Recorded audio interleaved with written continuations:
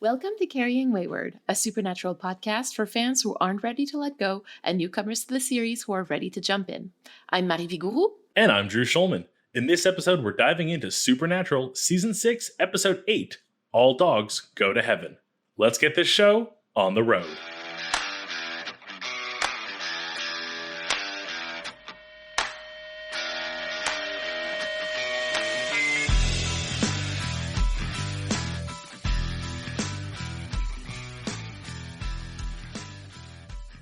I do not like this episode at all. When an episode that involves technically murdering dogs, and that is not the biggest problem in the episode, you have really lost me.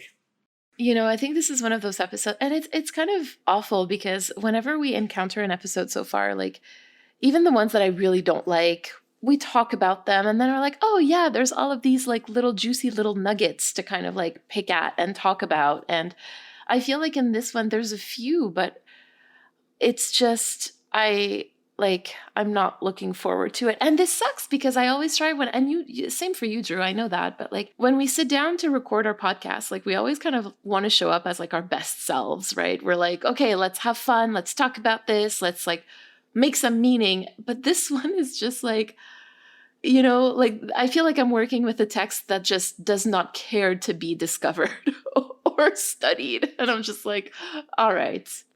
I feel like there's some stuff to talk about with Dean, but it's like so easily shrugged off and like redundant almost to what we already know about him. And then I think the biggest evolution in this episode is Sam, and it's completely divorced from the episode's plot. Let's get us started with a recap and see where we land. Count me down. 3, 2, 1, go. The brothers think they're on the case of another alpha because, of course, they're in Crowley's pocket now and have to do what he says. They're going to capture an alpha because that's what they have to do. They think they found a werewolf alpha. Turns out it's not. It's something else. We'll get to that. It ends up not being a werewolf. It's the dog living in this family's house, which is so many kinds of creepy.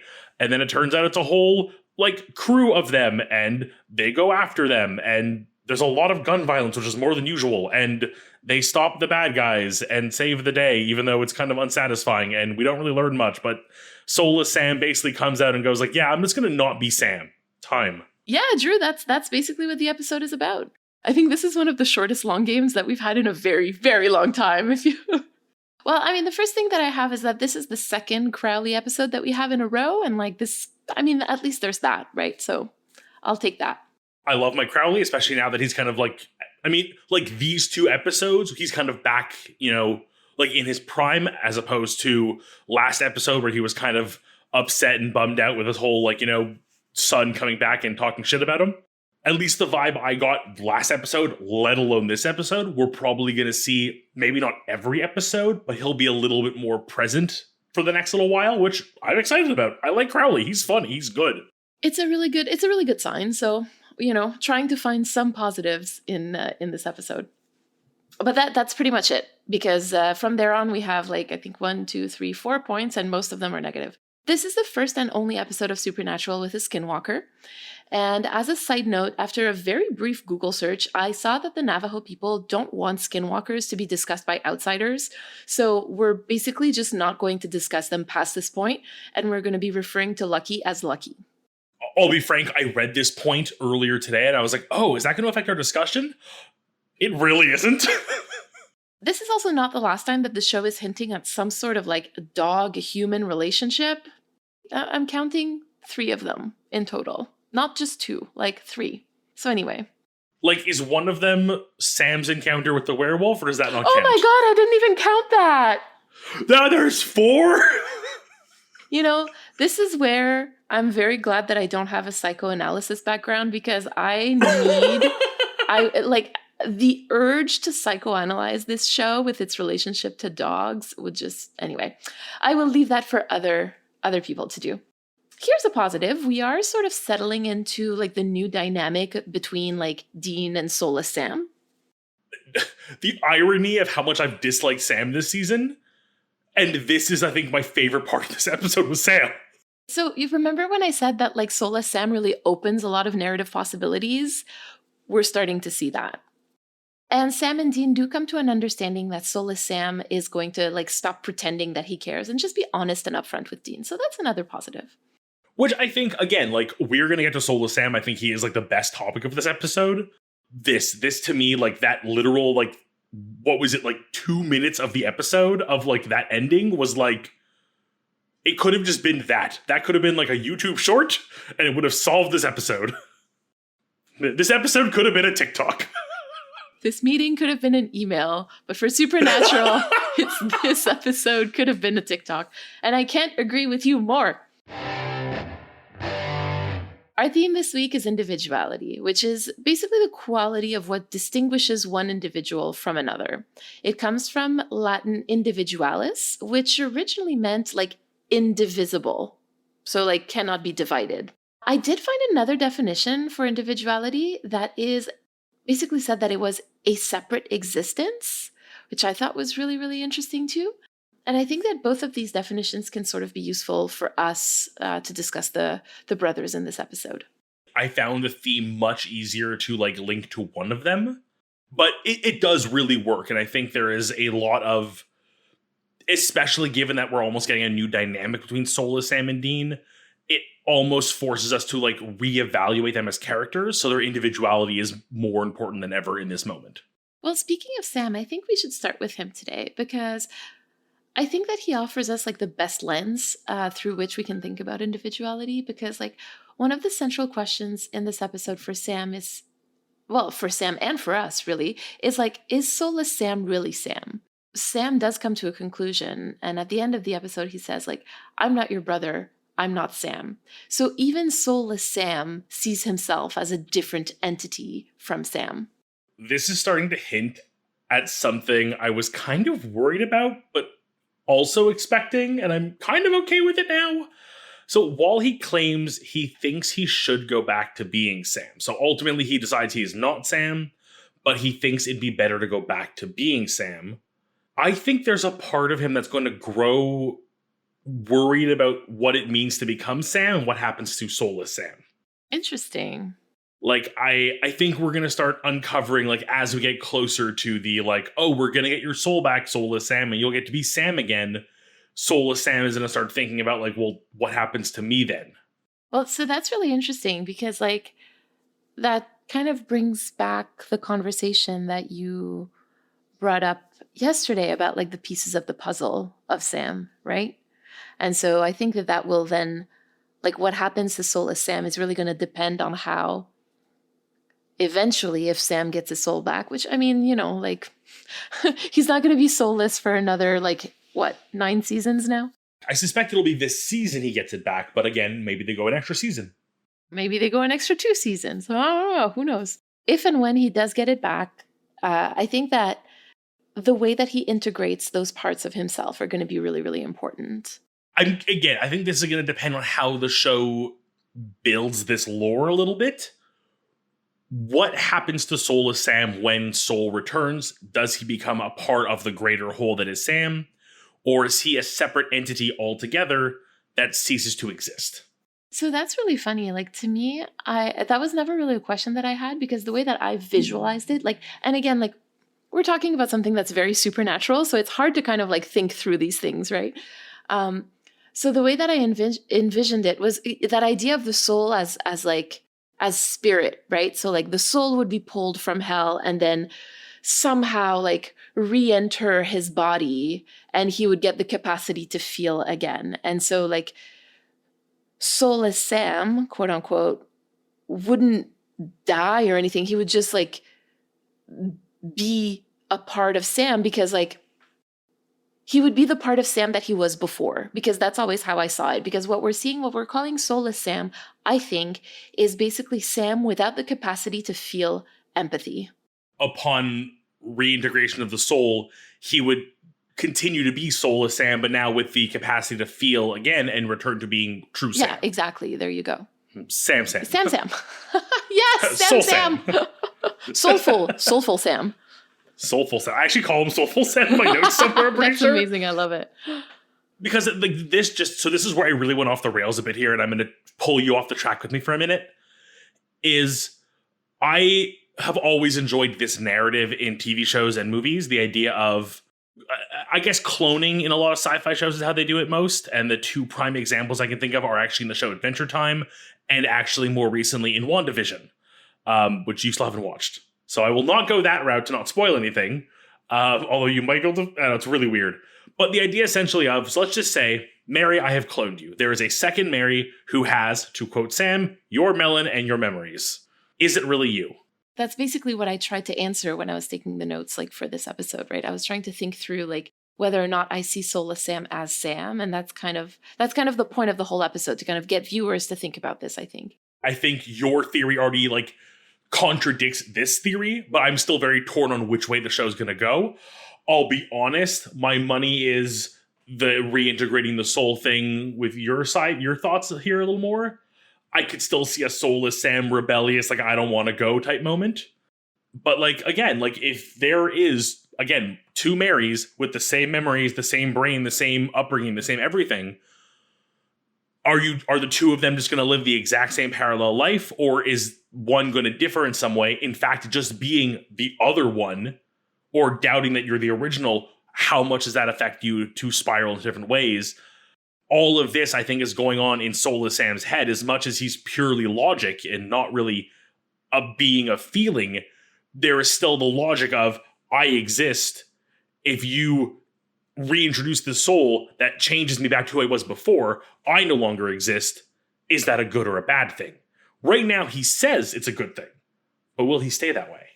I find it truly fascinating that you really see them as like, or that you talk about Soulless Sam as a completely separate thing from Sam, because to me it's just like, I really think of Soulless Sam as Sam, just without, like I said, without the capacity to feel. And so I think that what might be more pressing, so if I'm thinking about like, if somebody were to remove my capacity to feel and my capacity to feel, to see right and wrong and to care about others, I think that like I would remember the suffering also that comes with all of those things, right? And so maybe that would be something that like would make him not want to get his soul back. But I don't know that I ever saw it as him feeling like he's going to disappear or no longer exist. I just kind of saw him as not wanting to have these painful emotions. Soulless Sam does go away. Whether he becomes a part of the greater Sam or really does feel like it's a betrayal to himself to let himself go. Like I want to see him explore that in the show. And I think it's such a fun conversation topic. It's just one of those like, there's no right or wrong answer. It's like the ship of Theseus. It's just like a great thought experiment. And I think I'm like really excited to see how the show takes this forward. If we can move on to Dean, I think that in this episode, he's basically seeing like a lot of similarities between him and Lucky. I think it's pretty clear that Ben and Lisa are on his mind. You know, he's looking at his phone at one point and he's just like itching to call Lisa.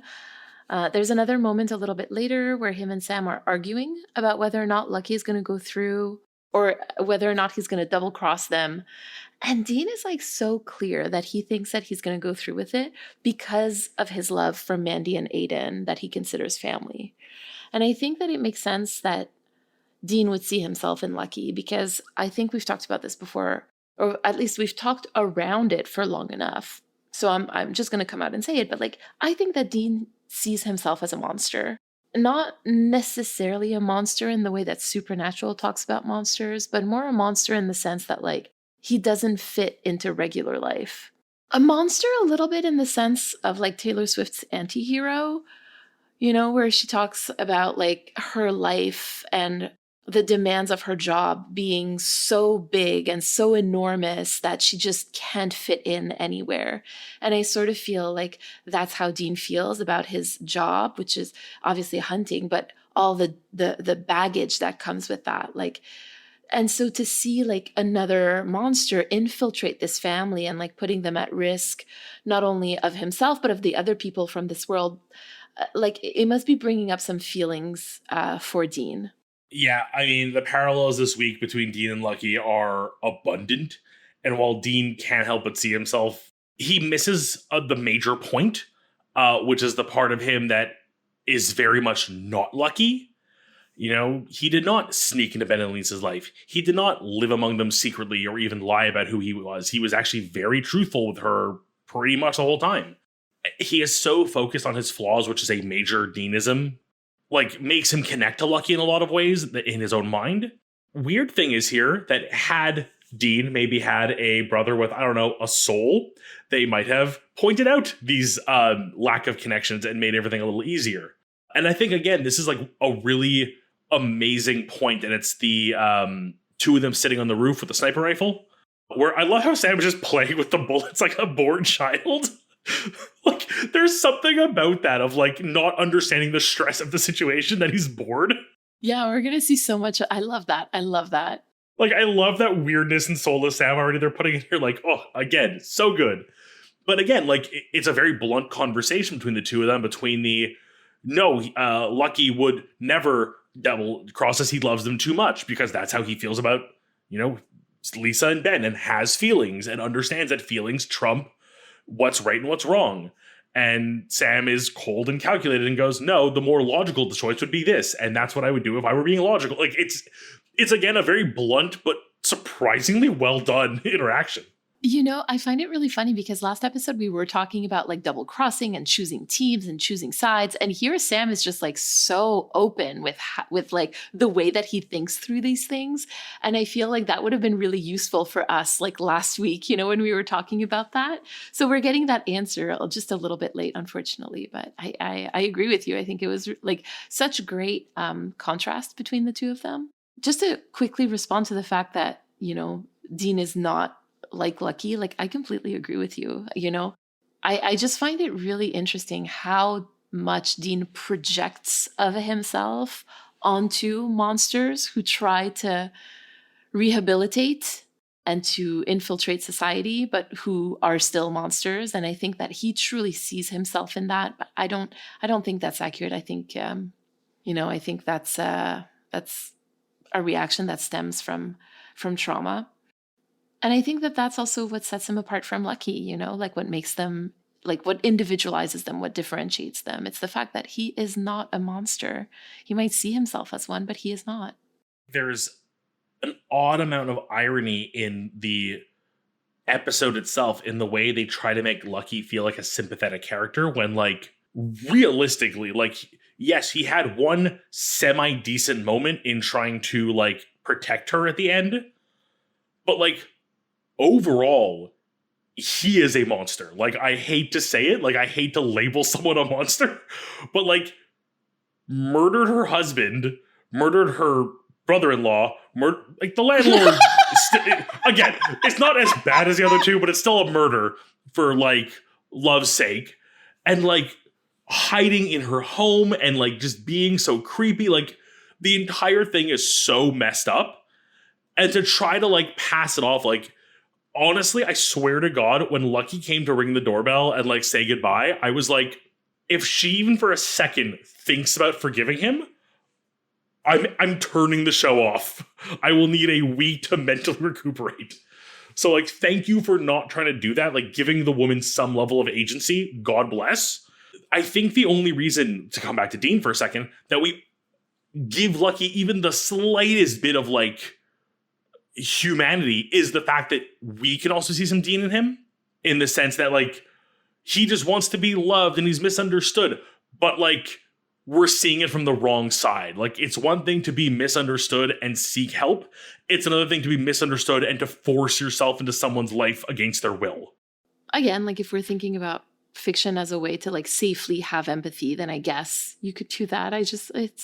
I'm not sure that I really want to. Like, I'm not sure that I like this episode enough to do that exercise, you know? Like, this episode is a 1 out of 10, and that 1 only comes 0.5 from Soulless Sam being so good and doggos. So this episode was written by Adam Glass, directed by Phil Sgriccia, and it originally aired on November 12th, 2010.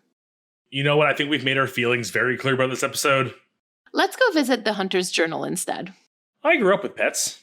I had dogs all my life. More recently, cats in the places I find myself stuck in a bit longer than the average motel stay. Heck, as a child, I remember even having some lizards and frogs. I love animals. They're great listeners. And the ones who are not restricted by living in a terrarium or a cage always seem to know how to comfort you. Coming home after a date and just needing to tell someone about how great it went, they're there to listen to you and wag their tails. Terrible night where you just couldn't do anything right? You're going to have a fuzzy ball purring in your lap pretty soon. And maybe some ice cream. All this to preface that I'm still not sure how to take care of a hellhound. I mean, it's not leaving me alone. Even when I go a few weeks without hearing it, because you really can't see the things, I still sometimes find massive chunks of tree covered in drool left by my hotel room or my car. Sometimes I know it's around. It's kind of massive despite being invisible, so it's pretty hard to miss it. Especially as it's bolting along the side of the highway, knocking over signs and posts and trees. Yeah. For now, I leave a bowl of dog food near the car when I can and wave towards it if I know it's there. After all, the thing has saved me a few times as it shows up a surprise backup when I least expect it. So I'll stick to caring for my stray heck pupper. Maybe having a partner again isn't as bad as I remember it being. If you don't mind all the slobber, that is. It's dog-centric. Do you have any thoughts to share with us this week? I can only imagine you do. I don't think I'm going to repeat the fact that I didn't like the episode. I think it's been made very clear. I think in total, I've watched it maybe 3 times, counting this rewatch, which compared to the other episodes that I've rewatched countless times, it's nothing. 3 times is absolutely nothing. And so far also there's been episodes that I didn't like and ended up liking after we talked about them, which I always enjoy because it allows me to see them in a different light, and that's always nice. But this is really not one of those. I hate it just as much, if not more, than before. And for me, there's a few reasons. Personally, I think that the biggest one overall for me, again, is the scene where Lucky in dog form is watching Mandy undress and shower, and he's basically lusting over her. And I just don't like it. It makes me super uncomfortable, which for sure is probably the goal of the scene. Nobody's sitting there. Well, I mean, but I'm assuming that not many people are sitting there being like, oh, this is really cool, really hot. But that was the goal of the scene. But I just don't like it. It just feels like such a big violation of her trust, her privacy, her consent, her personhood. Yeah. The second thing for me is the extended gunfight. I have gun trauma, as probably everybody who's listening knows at this point, and extended gunfights in TV and film don't always sit well with me, and this is definitely one of those. I think that it's also because there's a child present, and I so vividly can imagine Mandy's panic at trying to keep her son safe from the bullets is another layer that makes it difficult for me to watch the episode. And the third thing is the absolutely random and completely unnecessary demon rape joke. What the fuck? Actually, hold on. There's a last one. There's a last issue that I have. I have a fourth one. What I mentioned at the top of the episode, the fact that skinwalkers come from Navajo culture, and Navajo people have repeatedly asked non-Navajo creators to stop depicting these creatures in their stories. So again, a violation of consent, right there. So it just feels like there's a lot of stuff in this episode that just is very dubious in terms of consent. So between all of those things, the episode just doesn't work for me. It's miss after miss after miss. Do you remember how much I hated Bugs when we started watching it, and then how much I now sort of love it? I was kind of hoping for that for this episode. And that's always what I tell myself whenever we encounter an episode I don't like. I'm like, oh, maybe it'll be like Bugs, and now I can't shut up about it. But no, this wasn't the case. The worst thing is I think back to Bugs also as being an episode that we both didn't particularly enjoy, although it was an amazing recording, an amazing interview episode. And if you haven't listened, go back to it for sure. And we do go back to it often because it still had some key moments that felt so important. My biggest fear is that Soulless Sam's big revelation this week is going to be something we're going to have to go back and reference. So I'm really hoping we can reference just the time that Soulless Sam realized he's no longer Sam and just not have to specify where it happened. I like that. This week, we have a message from José. Before we listen to it, we want to remind you to send us a 3-minute voicemail. To respond to anything we discussed today, you can use the recording app on your phone and just email us the recording at carryingwayward@gmail.com. We also want to remind you that Drew and I are going to be answering the question, what do you think the boys were about to eat on their little end-of-episode picnic? For our Roadhouse supporters in our Impala Talk. Stay to the very end of the episode to hear a short clip. Hi, this is José. I just listened to your episode on swap meet, and I wanted to talk about Sam, anger, and violence. I stand on my position that early season Sam is angry a lot. Not wrathful, but still angry. His anger comes up as impatience. And he sometimes lashes out verbally. But I think he doesn't allow himself to be physically violent because when we saw him violent, he wasn't usually throwing punches. No, when Sam is violent, he kills demon with his mind, or he picks up a gun. And it's about the only time his aim is really accurate. Have you noticed? Anyway, violent Sam is deadly. So Sam tries to keep himself under control, his anger under control. In swap meet, he lets his resentment, his anger show with everybody. He is not as caring or as empathetic as usual. In Gary's body, he is almost mean.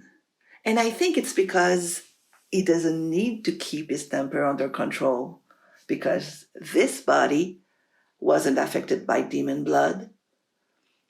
So he's not afraid that if he lash out, he's going to go dark side. So that was my thought about it. I'm curious to know yours. José, thank you so much for this lovely voicemail.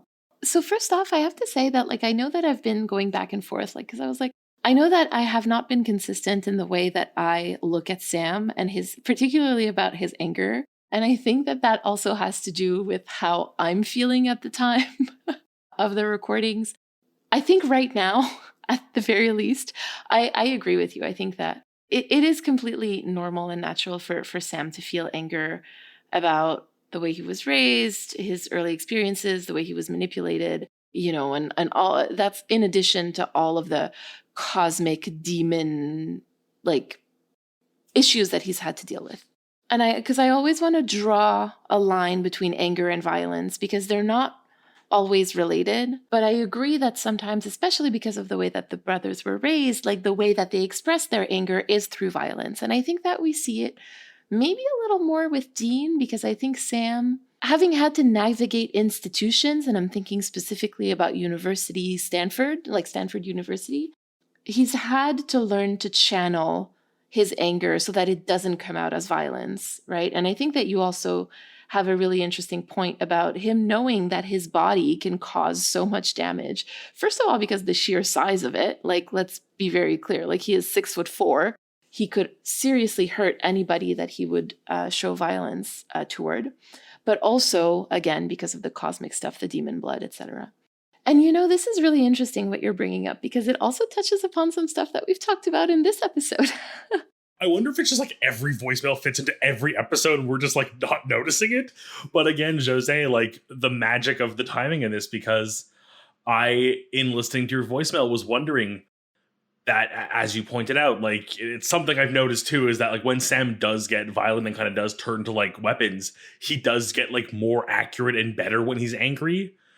And I wonder how much of that is him shutting off his emotions and being very soulless, even in just his precision and his need to get something done.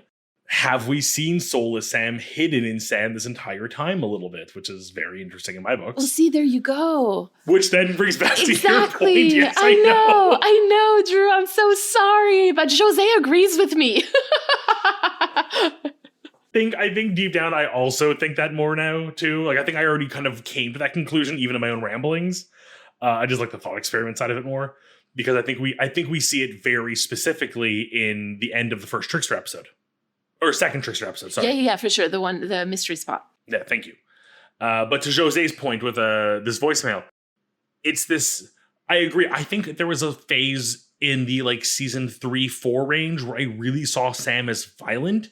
And I think it's because I was mislabeling his anger as violence.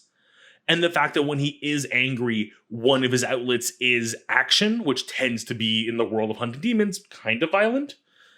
And I think it's more of an outlet of just solving a case or getting something done or like getting a win. Because we've also seen times where he gets emotionally charged in other ways and finds other outlets, such as the really fun drunk episode. Sam. Drunk Sam. Drunk Sam. Yeah, and that's the thing. I think like the channeling of it is going to be very important. Eventually we're going to see, I mean, this is not really a spoiler, but eventually we're going to see that Sam runs in order to channel that energy. You know, I think that this is something that he has been dealing with and will be dealing with for a while. Because, I mean, childhood trauma doesn't really go away, you know, like you can learn to manage it. And one of those things is physical exercise, moving your body. Apparently it helps. Annoyingly so. But anyways, this was a fantastic voicemail, and I really love how it connected to this episode, even if it was completely unintentional. It's a great combo. Again, you give me a lot to think about in regards to Sam and his different... I'm almost picturing Sam like with an internal dial of like 0 to 100% having soul. And like, I'm really angry. I'm going to put that to a 30% and ooh, I'll get you. So, Drew, what have you reflected on in this episode? I find it hard to reflect on episodes that I don't connect with or really like. And this one had a lot of things that like turned me off of it real easily. So I'm taking an incredibly wide berth around the subject matter of this episode to get to my reflection. Drew is like, I don't like the question you asked, so I'm going to answer my own question. Thank you. But yes, I'm pulling that politician move. But I am going to reflect on something, and I won't draw the parallels. I'll let you do that yourself. And I really love doing things for others. Like, whether it's a simple favor or a small gift, I love buying a small gift for somebody. When I find something, like, stupid and small that I know will make someone's day better, like, I will go to no ends to get that dumb little trinket for them and send it to them because it makes me so happy. It just brings me so much joy to help someone I care about. So my call to action is just to find some small things I can do to bring smiles to the people in my life.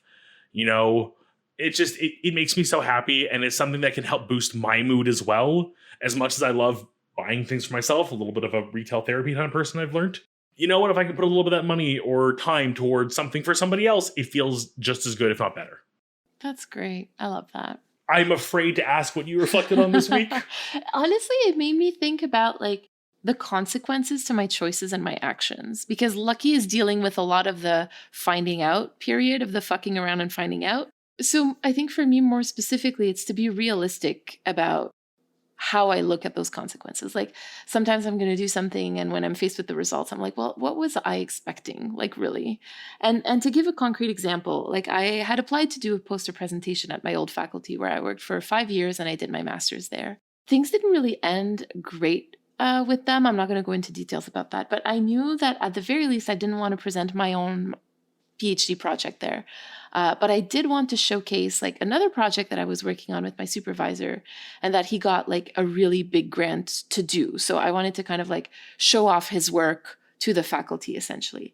And it didn't go super well for a lot of reasons. And I looked back and I was like, well, what exactly was I expecting? So I feel called to kind of like think things through with a little bit more realism from now on, and not to just like, oh, it'll be fine.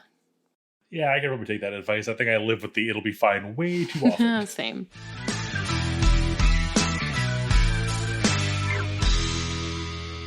You've been listening to Carrying Wayward, a supernatural podcast produced by Rochelle Castellano, hosted by Mary Vigouroux, and myself, Drew Schulman.